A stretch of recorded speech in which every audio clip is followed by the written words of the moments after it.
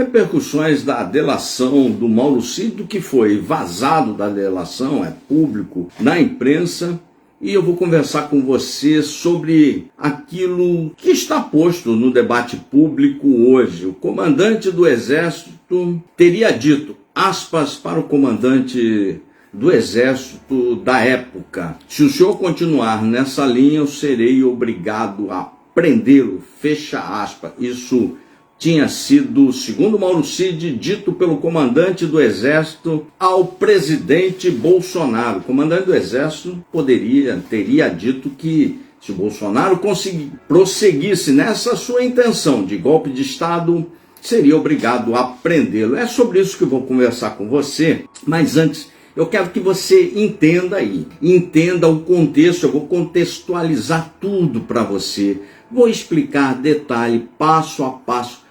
Aí você vai verificar a plausibilidade disso, a possibilidade disso ter ocorrido ou não, e a não plausibilidade disso de estar ocorrendo ou não. Nós vamos conversar porque saíram de 3 fontes diferentes, 3 apurações diferentes em vários veículos de mídia, que nos deixam dúvida sobre o que realmente está acontecendo, e eu vou conversar com você.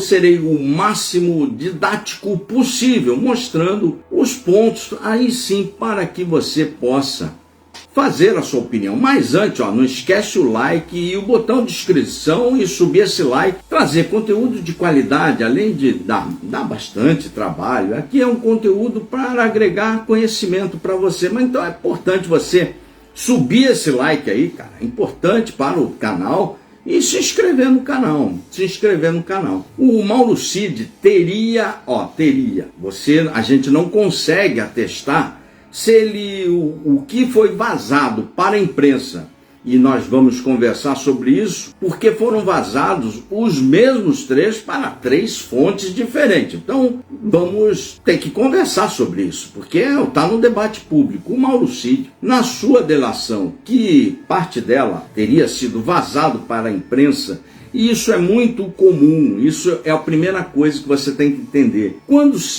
tudo se vaza, na época da Lava Jato, a gente cansou de comentar várias delações que estavam sendo vazadas paulatinamente. Na época do impeachment da Dilma, mesma coisa. Na época da prisão do Luiz Inácio Aie, mesma coisa. Agora estão vazando fatos da delação do Mauro Cid, que para muitos é considerada a delação do fim do mundo, um comparativo um pouco diferente da delação do Palocci. Para quem não está lembrado, lá na época do Petrolão, Palocci delatou, e a delação do Palocci foi considerada a delação do fim do mundo. O que a gente vai contextualizar, vamos contextualizar tudo para você.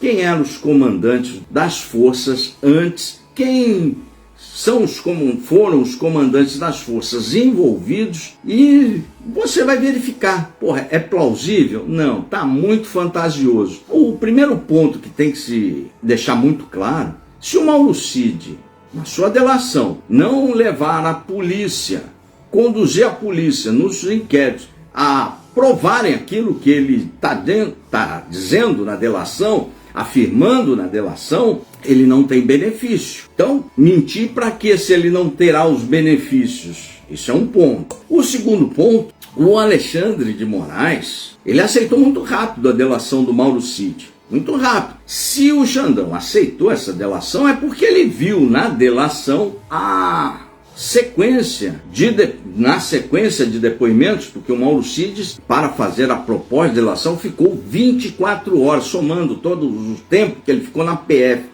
Os depoimentos foram todos gravados, deu mais de 24 horas.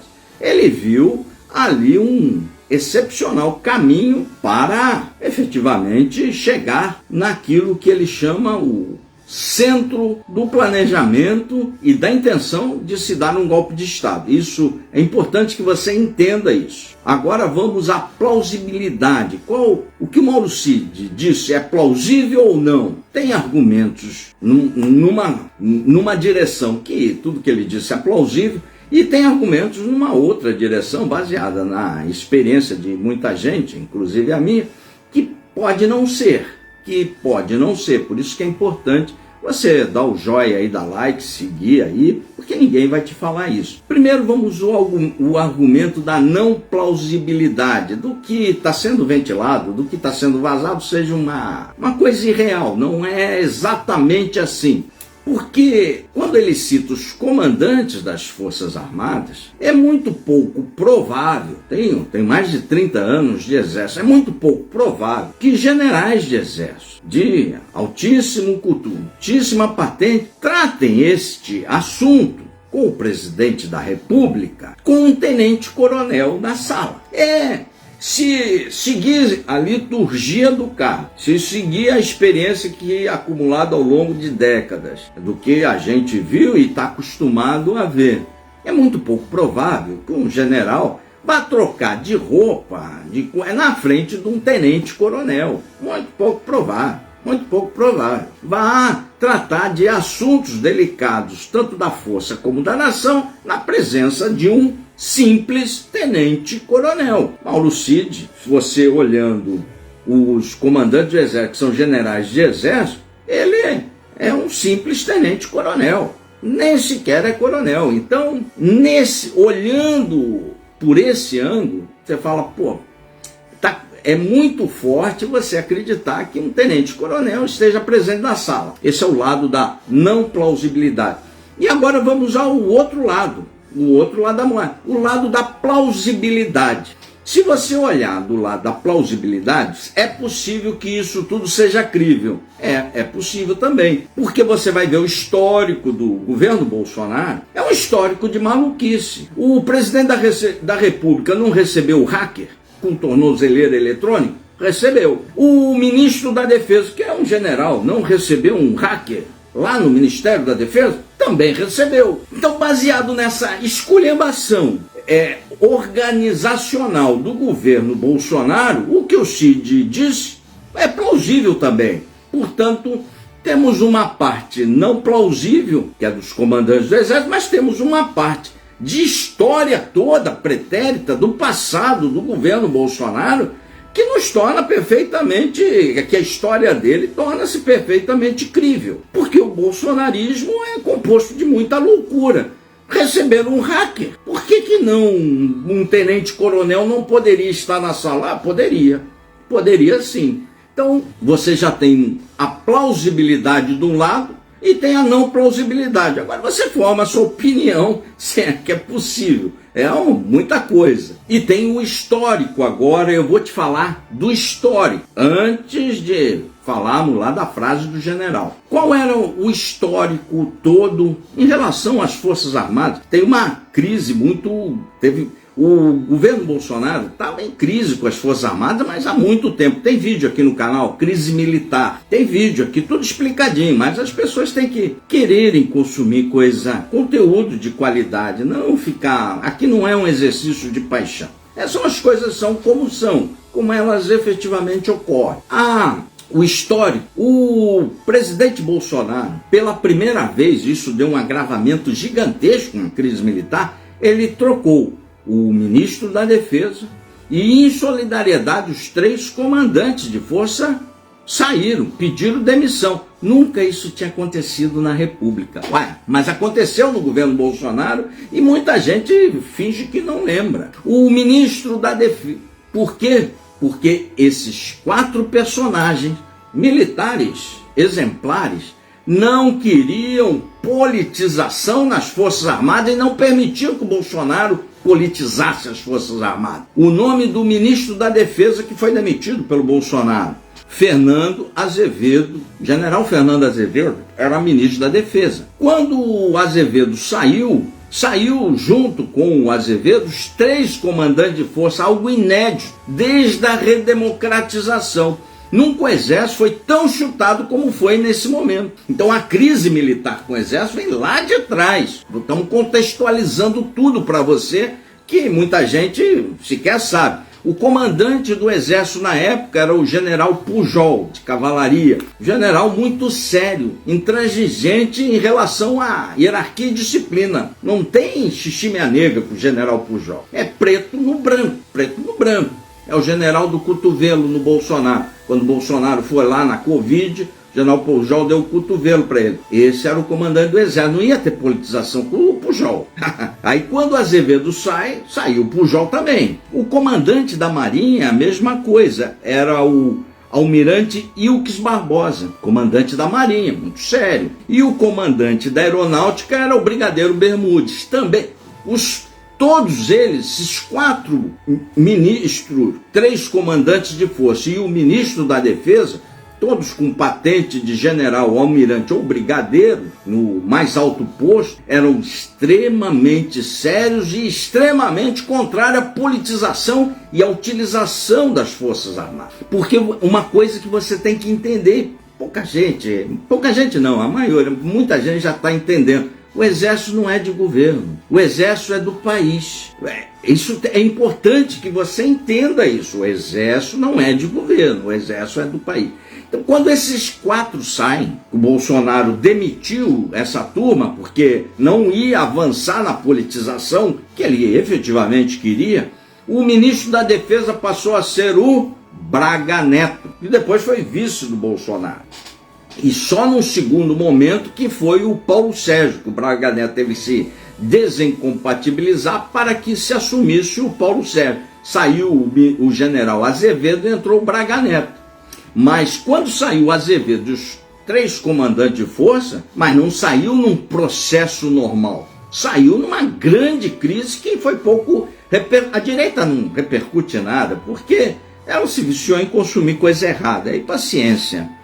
Foram trocados pelos seguintes outros comandantes. Braga Neto do Ministério da Defesa em lugar do Azevedo, o general Freire Gomes, que já vamos falar, personagem central, entrou no lugar do general Pujol, o almirante Garnier, citado também na delação, entrou no lugar do almirante Ilques Barbosa, e o brigadeiro Felipe, estou transformando, deixa eu pegar aqui, Carlos Almeida, o brigadeiro Carlos Almeida, entrou no lugar do Brigadeiro Bermudes. Esses são os personagens envolvidos. Eram personagens todos identificados pela visão do Bolsonaro como bolsonarista.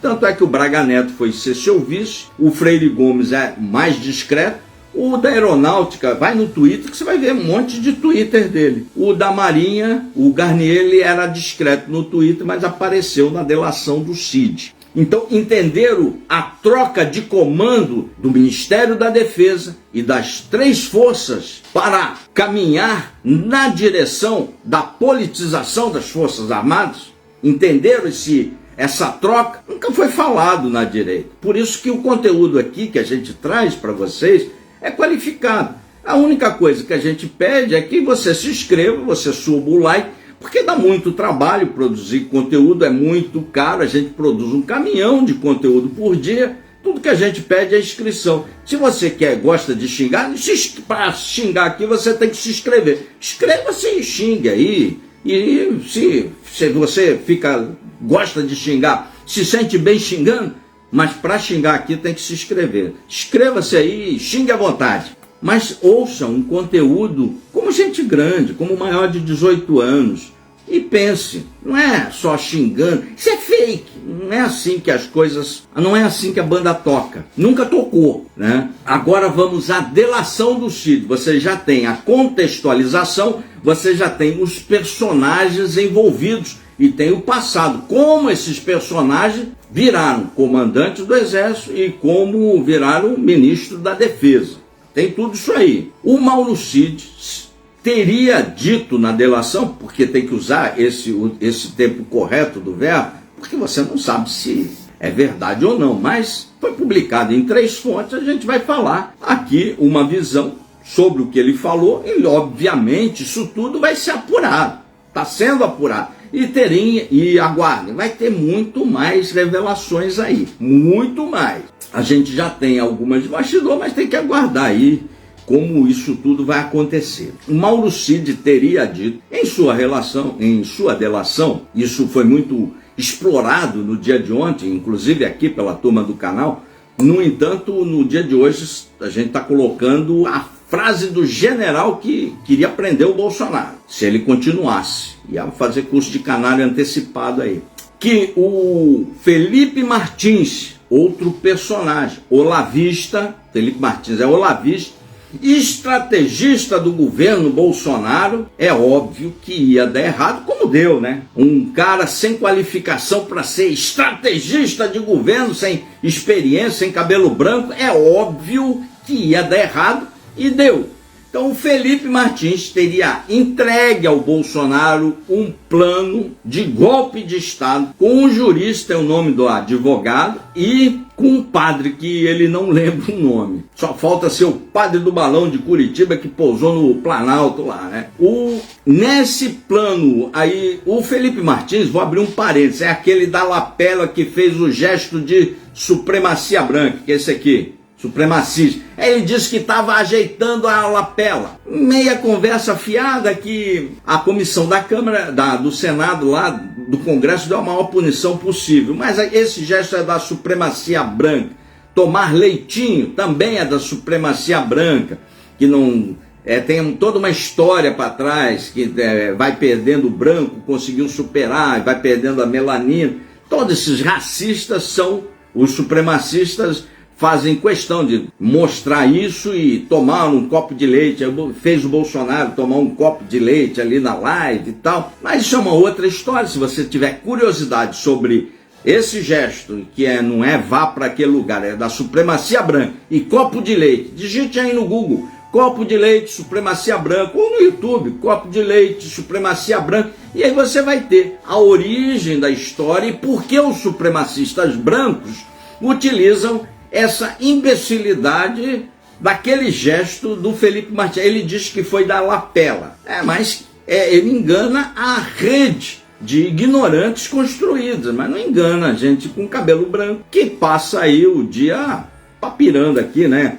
Buscando e pesquisando como a gente aqui, não vai enganar aqui, mas foi que tem gosto para tudo aí. Então esse é o Felipe Martins, esse cara. Então esse cara entregou esse plano de golpe de Estado junto com o advogado. O advogado, eu tá me fugindo o nome aqui, vamos ver se a turma pesquisa aqui, aí se der tempo aí a gente encaixa o nome do advogado. O advogado é aquele que usou as frases exatamente, era de propaganda, usou as frases do Goebbels, do nazista, exatamente igual no discurso, deu um bafafá, digita aí no Google, Goebbels, nazista, propaganda, governo Bolsonaro, aí você vai ver aí, ele usou, tá lá no discurso, usou em material oficial de governo, as mesmas frases de propaganda nazista, a mesma, sem tirar nem pôr, nem vírgula, nem as mesmas, igualzinho, digita aí, você vai se inteirar. Esse é o jurista ali. Então, isso dá tudo isso aí, dá plausibilidade, porque a gente vê essas loucuras, né? Depois que você recebe o hacker, tudo é possível, tudo é crível. O Bolsonaro, segundo o Cid, teria entregue esse material ali para discutir com os militares. E aí vem a frase. O almirante da Marinha, segundo, é bom ficar bem claro, segundo a delação do Mauro Cid, ainda não comprovado, tudo isso vai ser exaustivamente investigado pela Polícia Federal, pela Polícia Judiciária, que está tratando desse inquérito. O almirante da Marinha, o Garnier, teria ficado faceiro, feliz e topado. O comandante da aeronáutica ficou quieto. Parecia os deputados aí de direita aí no Senado. Estão sempre quieto ali porque estão tudo na casinha. Ficou quieto, tô na dele lá. Pá, ficou do centrão, quietinho lá. Então, vamos ver que bicho vai dar. É melhor ficar quieto do que falar besteira. E o comandante do Exército, o Freire Gomes, deu um alto lá no Bolsonaro e, se o senhor continuar nesta soada, eu serei obrigado a prendê-lo. É exatamente isso que você ouviu. Comandante do Exército deu um sossega-leão no Bolsonaro. Continuar com essa brincadeira de golpe de Estado, eu vou lhe prender. E é a atitude correta, tem que prender. Golpe de Estado é inaceitável, é inimaginável. O 142 não é isso. O 142 garante os 3 poderes, não é para tomar Estado nenhum, não. Porque agora eu vou te dar mais um item que pouca gente está se ligando. Vou te dar mais um item da plausibilidade. Vou abrir um parênteses. Lembra que aquele cara que está lá nos Estados Unidos, que trabalhava na Jovem Pan, por isso que estão perseguindo a Jovem Pan e querem até caçar o direito da Jovem Pan. Eu tenho fontes no alto comando, o neto do presidente Figueiredo, que está lá nos Estados Unidos. Se ele vir para o Brasil, prendem ele. Esse cara se orgulhava na época, dei um Google aí, que tinha fontes no alto comando. Depois, quando aprenderam o celular do Mauro Cid, verificou-se que a fonte dele era o Mauro Cid. E aí todas essas historinhas que ele contava na internet, aguarde, tal, 72 horas, o exército está aí, fulano não quer, ciclano está traindo, era o Mauro Cid que falava para ele. Se você pegar esse histórico todo, e a gente pegou hoje à tarde, esse histórico todo desse canalha que está lá nos Estados Unidos, muito covarde, comparar com a delação do que está sendo vazado do Mauro Cid, elas se fecham. Da plausibilidade, elas se juntam, é como se fosse 2 peças do mesmo quebra, elas se encaixam. Então deem um Google aí, antes de falar, procura aí, esse cara ali que dava as fitas. Tanto é que depois dessa frase, segundo Mauro Cid, que o Freire Gomes teria dito que prenderia o Bolsonaro, teve alguns dias que esse cara falou, tem que ir lá na casa do Freire Gomes, procurem aí na internet. E o povo foi lá na casa do general Freire Gomes para pressionar. Olhem como as histórias se encaixam. Por que eu sei disso? Porque eu acompanho a direita muito mais. Eu sempre acompanhei a direita. A gente tem um pensamento conservador, mas não com golpe, não. Quando botaram lá na frente do quartel e começaram a usar esse povo, eu falei, vai dar ruim, vão prender esses caras, esses pés de chinelo, e estão sendo usados por política. É óbvio que vieram me xingar. Eu falei, já que estão xingando, eu vou expor tudo. E aí eu vou chutar o pau da barraca. Foi isso que aconteceu. Eu pedi muito voto pro Bolsonaro, mas ele não tinha aparecido jóia, não tinha mandado ninguém pro quartel, não tinha fugido, não tinha querido tentar golpe, era outro cara. Então quando você vê o neto do Figueiredo falando, incentivando nas redes, e vê a delação do Mauro Cid agora, as coisas, se encaixam tudo. Então é plausível que isso que está na delação do Mauro Cid seja verdade. É só você dar um Google, vai no YouTube que você vai ver. Você vai ver tudo isso que eu estou falando, na linha do tempo. Por isso que é importante você acompanhar aqui no canal, porque você tem que acompanhar na linha do tempo para que você saiba. Então tudo se encaixa. O neto do Figueiredo, acho que é Paulo Figueiredo o nome da figura. Se vier para o Brasil, prendem ele. Ele falava, eu tenho fontes no alto comando, não tinha nada, a fonte dele era o Cid, porque quando prenderam o celular do Cid cantou tudo. Era ele, o Paulo Figueiredo. Tanto é que ele participou das negociatas das joias lá em Miami. Está enrolado também nesse inquérito, mas ele não volta mais para o Brasil. E se vocês pesquisarem direitinho ele, vocês vão descobrir que lá nos Estados Unidos ele já foi preso por estelionato. Tem um processinho rolando, não sei se foi absolvido ou não, eu não acompanho isso, mas já tem lá. Então a capivara, aliás, muita gente do governo Bolsonaro, metida ao lavista, metida a brabão, com uma capivara. É isso que eu não consigo engolir. Gente com capivara assessorando o presidente da República, o presidente aceitando isso, não dá para engolir. Eu não aceito isso, mas há quem goste. Eu respeito o gosto de todo mundo. Só não queiram me botar o mesmo gosto pro meu. Não, você pode ter o seu, eu tenho o meu. Eu não gosto disso. Você andou com gente com tornozeleira, eu não gosto. Por exemplo, o advogado ali que arrebentou com o réu dele, que tomou 15 anos de cadeia, tinha sido condenado por bater a mãe, porra. Porra, o cara tem que ser meio maluco contratar um cara desse, mas ele contratou o advogado do Pequeno Príncipe. Eu não contrataria, mas há quem goste, tanto é que contratou, né? Então, agora vamos às possíveis consequências. E essas já dá para cravar porque vão acontecer. A Polícia Federal deve chamar para depor o ex-almirante da Marinha, comandante, o Garnier, obviamente, o Felipe Martins, o da Supremacia Branca, o jurista e o tal padre, que daqui a pouco eles descobrem, a gente também sabe aí quem é o padre. E os comandantes das 3 forças aí. Vai ter que todo mundo combinar uma história, porque se umzinho confirmar só metade do que o Cid disse, serão muitos anos num julgamento que será histórico, eu tenho dito sempre. A República Brasileira vai ter um julgamento histórico, que é do ex-presidente Bolsonaro, contextualizando todo o seu governo, terminando naquele dia fatídico daqueles malucos lá do 8 de janeiro. Terá esse julgamento. Vai ter 2 teses. Uma tese encaixando o Bolsonaro como o maior incentivador de um golpe de Estado, o que fez a lavagem cerebral, conduziu esse processo de lavagem cerebral nessa galera, uma parte considerável da população, e que intentou, seria o maior beneficiado de um golpe de Estado, que agora o Cid colocou ele no olho do furacão. Vai ter essa tese. E vai ter outra tese de defesa dizendo: eu não tenho nada a ver com isso. Vai ter essas 2 teses. O placar desse julgamento histórico será de 9-2. Pode apostar no Betis aí, vai ganhar. 9-2. O número de anos a gente não sabe, mas os pés de chinelo pegaram 17. Deve ser mais do que isso. Deve ser mais do que 15, 17. Se o pé de chinelo, Lelé da Cuca, pegou 17, o cara que foi utilizado, os políticos, os em torno do Bolsonaro, os ministros e o próprio Bolsonaro tem que pegar mais, obviamente, tem que pegar mais. E aonde vai ser o cumprimento da pena também não sei. Pode ser Papuda, pode ser Bangu, não sei.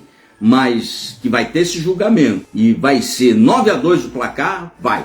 Aqui a gente traz um conteúdo qualificado para você. A única coisa que a gente peça é a sua inscrição. E aí você forma a sua opinião. Você pode ter uma opinião completamente diferente da minha. Falar: não, o Bolsonaro vai ser absolvido, o Xandão vai votar pela absolvição. Você pode ter essa opinião. É um direito que lhe assiste. O que não pode é você xingar quem lhe traz a verdade. Eu só estou dando os fatos na linha do tempo, e algumas coisas que a gente já sabe, pela construção dos fatos, que vai acontecer. Só isso, só isso. A mamãe do Paulo aqui, deixa ela fora disso. Mas muita gente gosta de xingar achando que está trazendo argumento. Não está. Então inscreva-se no canal e acompanhe nosso canal no YouTube, na linha do tempo, todo dia, um caminhão de conteúdos para você. Não é brincadeira não, de 4 a 8 vídeos todo santo dia, todo dia aumenta. Amanhã já serão 5, e aí sempre no mínimo 5 editados a 8. Aí você consegue acompanhar na linha do tempo. Acompanhar por rede político, sinto lhe informar, você vai ser enganado. Aqui nós não enganamos você. Você pode não gostar do que eu estou a lhe dizer, mas enganar você, não vamos desenganar. Mentir para você, não vou mentir. Eventualmente a gente pode errar. Se a gente errar, a gente vem aqui ao vivo e se corrige. Mas não vou mentir para você. Até agora, quando a gente está trabalhando no YouTube, de fevereiro até o presente data, não erramos nenhuma análise. Um dia eu vou errar. E aí eu vou vir falar: nessa aqui eu errei. Mas até agora, 100% de acerto. Inscreva-se no canal, forme a sua opinião baseada nos fatos da realidade.